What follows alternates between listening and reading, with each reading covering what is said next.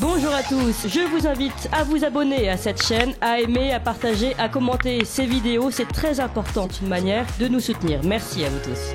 Oui, en ce moment, vous avez certainement entendu parler de ces récentes affaires de pédopornographie, de pédocriminalité, de tableau qui fait polémique au Palais de Tokyo. Il y a l'affaire Nicolas Jante, l'affaire Bruno Martini, l'affaire Jacques Boutier.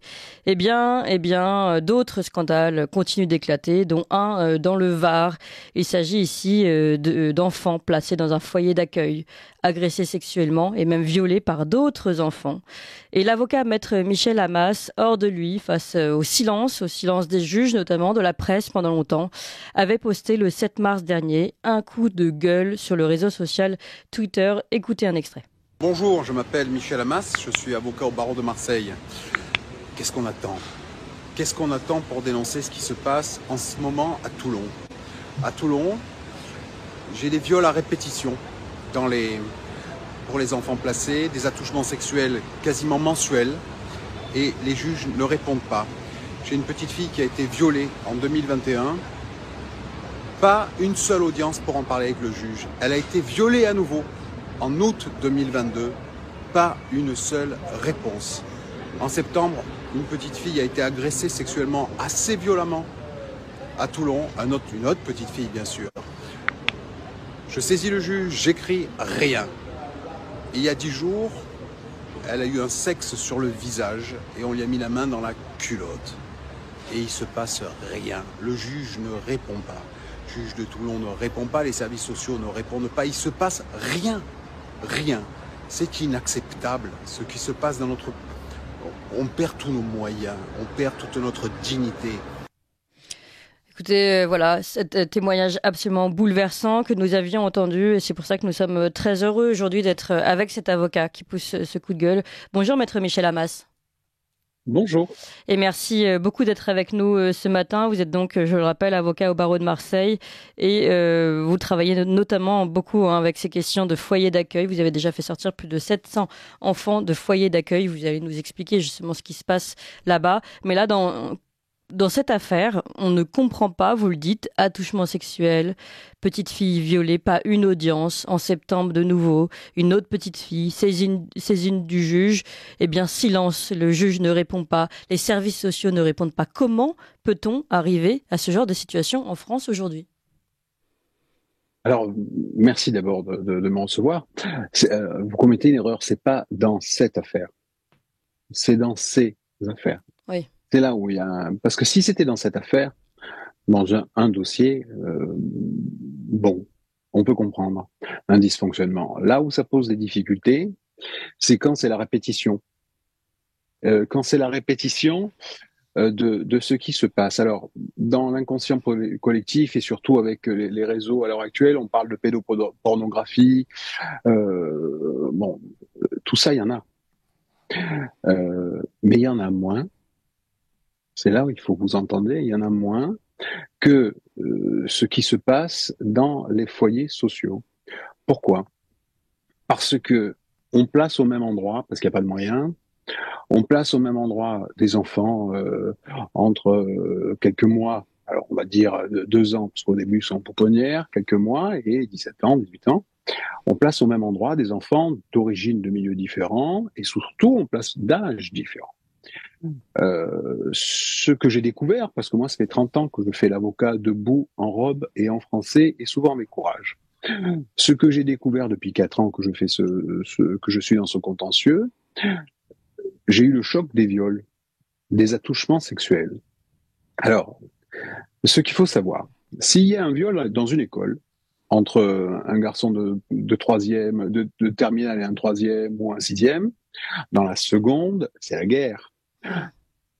Instruction, juge d'instruction, plainte, le feu. Si ça se passe dans un cours de sport, au judo, à la danse, si un grand va violer ou a touché sexuellement, pareil, la guerre.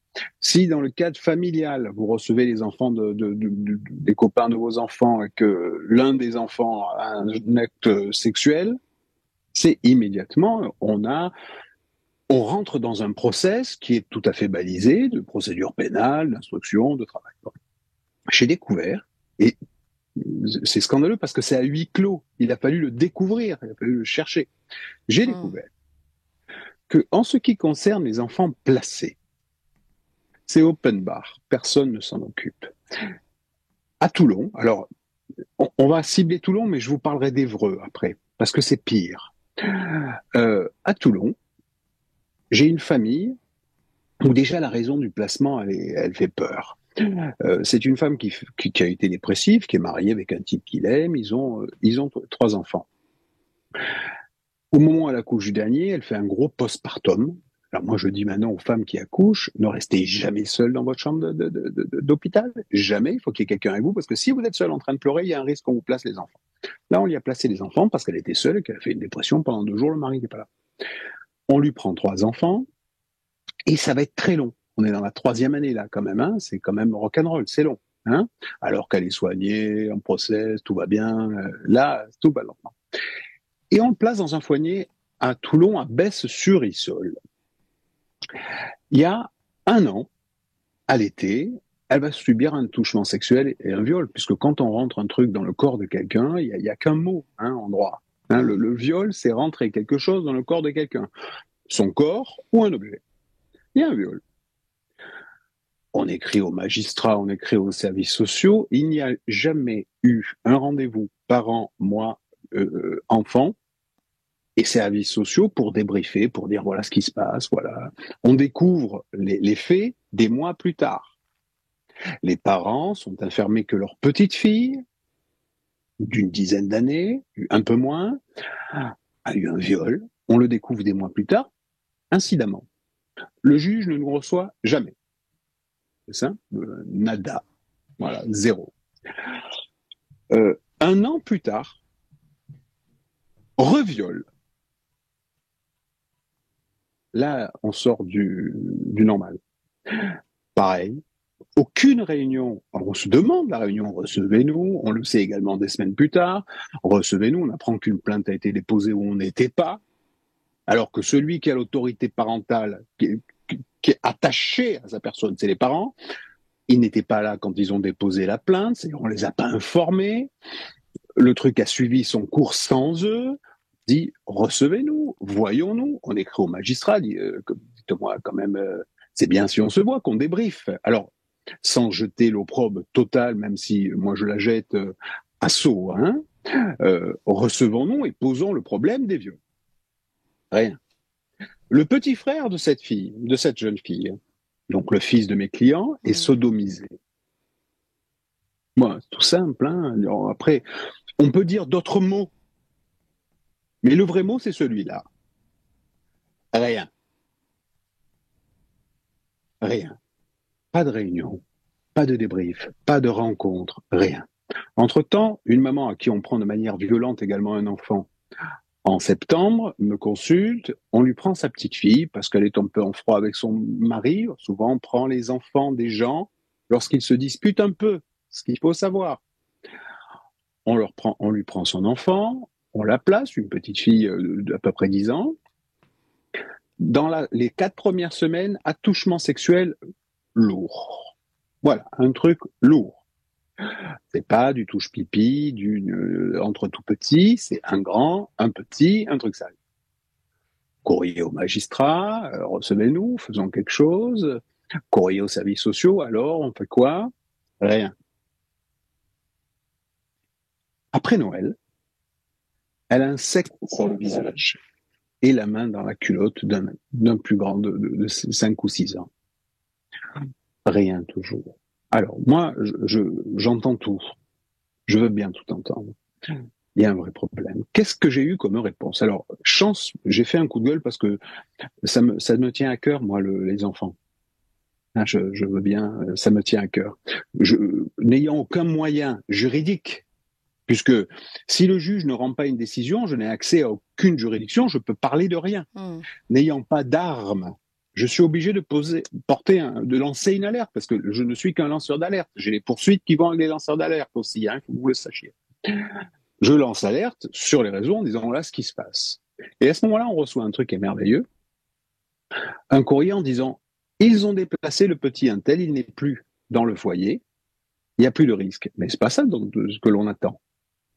Là, la réponse normale, si ça s'était passé à l'école, si ça s'était passé dans un cours de sport, si ça s'était passé chez vous ou chez moi, c'est juge d'instruction, instruction, prise en charge psychologique de l'enfant par un professionnel sachant qui va soigner cet enfant, les problèmes que va avoir cet enfant, prise en charge générale, réception, voyant comment on fait, poser le problème du foyer de Besse-sur-Issole et de l'autre foyer où Bien ça sûr. s'est passé. Il y a un problème de garde. Parce que ce qu'il faut que vous sachiez, c'est que quand on prend un enfant aux parents, c'est parce qu'on pense qu'ils sont défaillants et on dit on extrait les enfants du milieu défaillant, on les place dans un milieu sécure. Soi-disant pour les protéger. Ah oui. Ils doivent les surveiller, ils doivent les accompagner. Et là, l'argument, c'est de dire ah on n'a pas le moyen, comprenez, on a 80 enfants, on n'a que 2 types. Non, voilà. Mais alors, ce qu'il faut que vous sachiez, comme cette justice est à huis clos, la justice des mineurs, on dit, la justice des mineurs va être à huis clos pour protéger l'enfant. C'est pas vrai. La justice est à huis clos, pas pour protéger l'enfant. C'est pour protéger les services sociaux et les magistrats d'un système défaillant hors catégorie.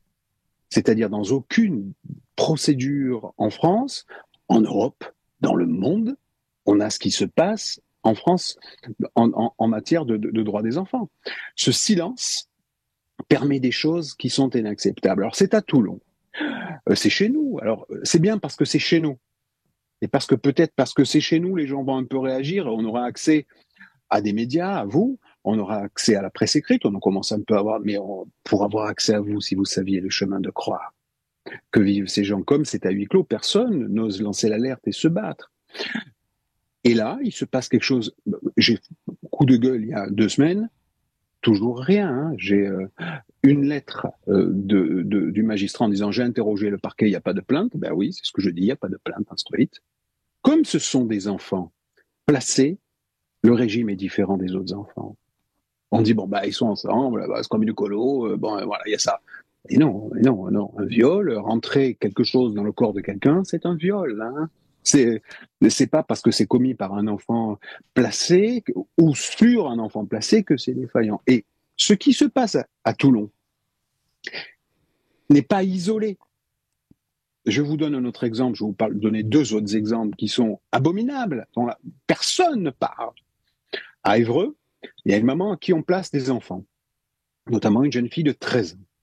Pour 1000 raisons, elle a un mari qui est un peu extrémiste religieux, on a dit bon, on place. Bon, donc il y a déjà un sentiment de racisme, parlons-en.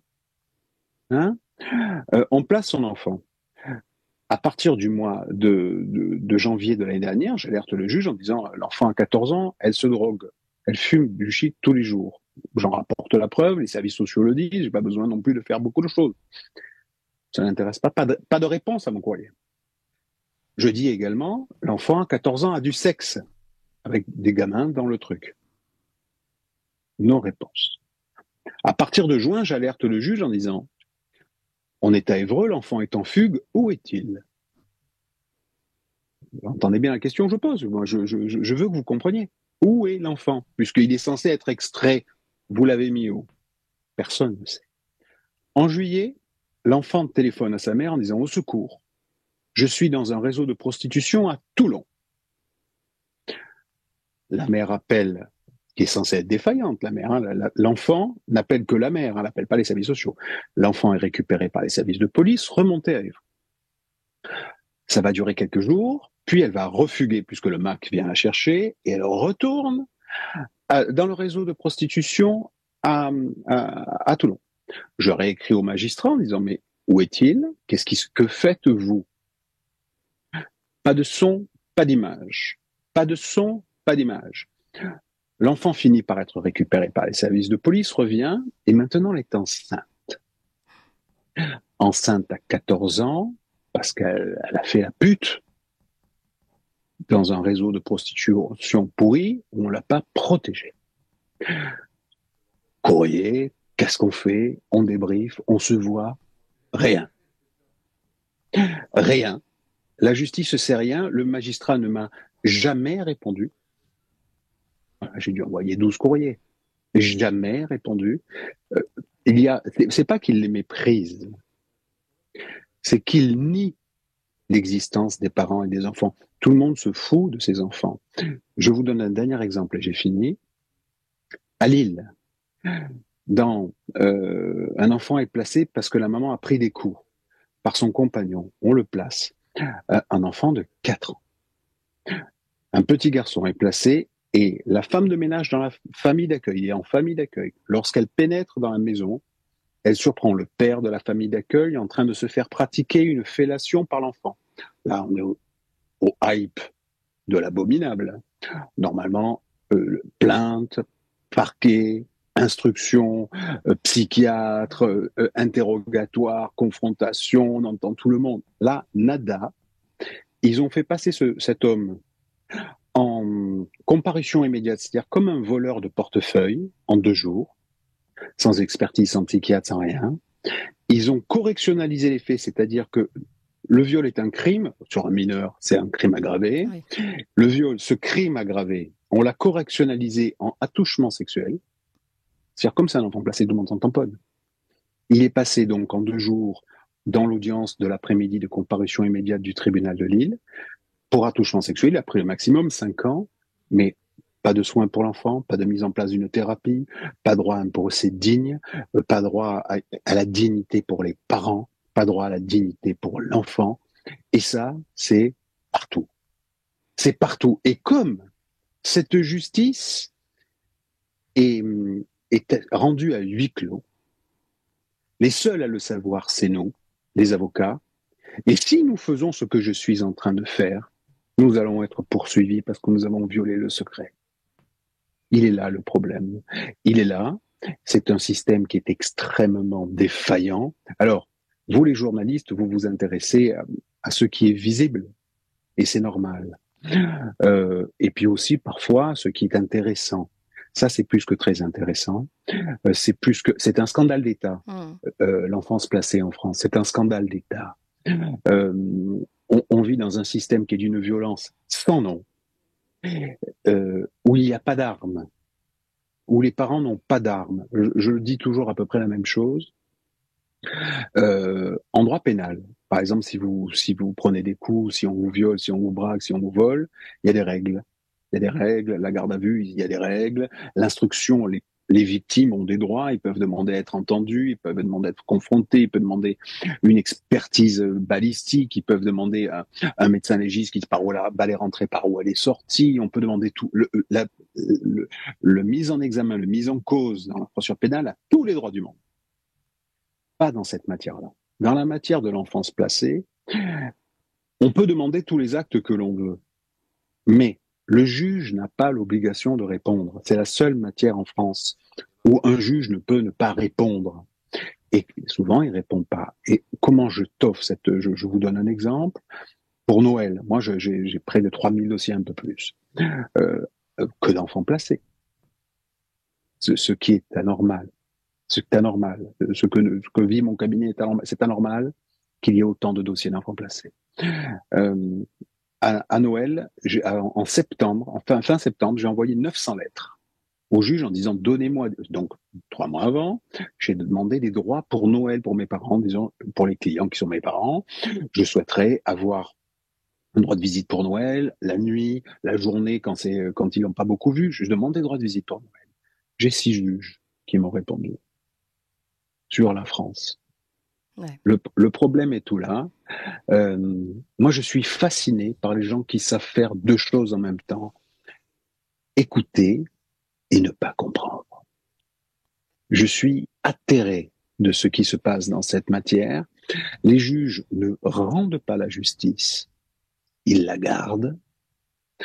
Ils sont la honte du système judiciaire français. La honte.